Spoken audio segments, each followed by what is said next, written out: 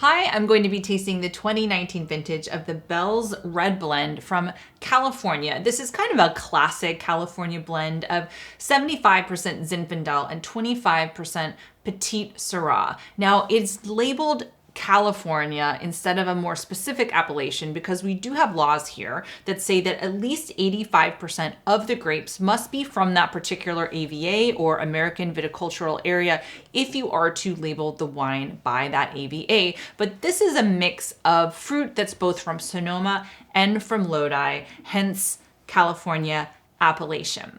This is made by Susie Selby. She's worked on a number of different projects and in fact has had 4 of her wines served at the White House for different presidents.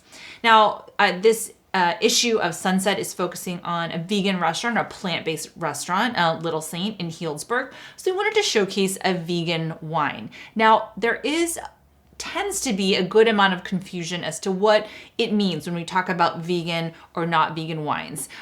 So historically, before kind of modern winemaking practices, there was sometimes use of animal products in the making of wine, specifically in something called fining. And fining is a clarification process, so to remove haze or tannins or particles out of the wine so that you have a nice clear wine. And as part of this, sometimes things like gelatin or egg whites were used. They're added, so fining is adding something to the wine that binds with what you want to remove, and then both of those things precipitate out of solution.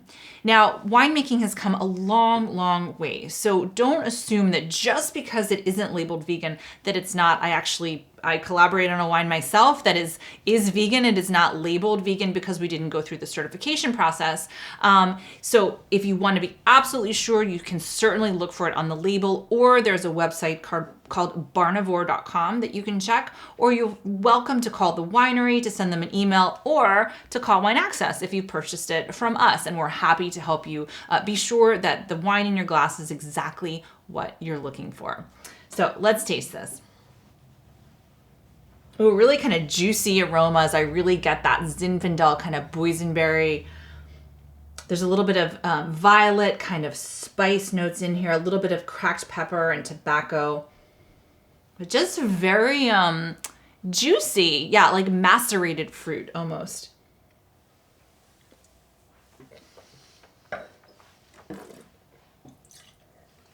Same on the palate. It's a really kind of plush. There's a nice density to the mid palate. I would call acid medium, tannin only medium, body medium. Just a really all around kind of very balanced wine. And again, as I'm talking to you here on the finish, I'm getting that very kind of a lot of boysenberry, blueberry, again, almost like a powdered sugar note on the finish. I do know this was aged in a mix of French and American oak, but I'm not getting either one predominantly on the palate. It's just sort of like an overall package of the wine, and it's sort of elevating the fruit and adding a little bit of breadth on the palate as well. So overall, I think a really juicy, fun, very fresh wine that could be very versatile. I always love Zinfandel with anything off the grill, and that doesn't have to be meat. Certainly, you can definitely go plant-based, but anything with a little bit of a char on it would go great with this.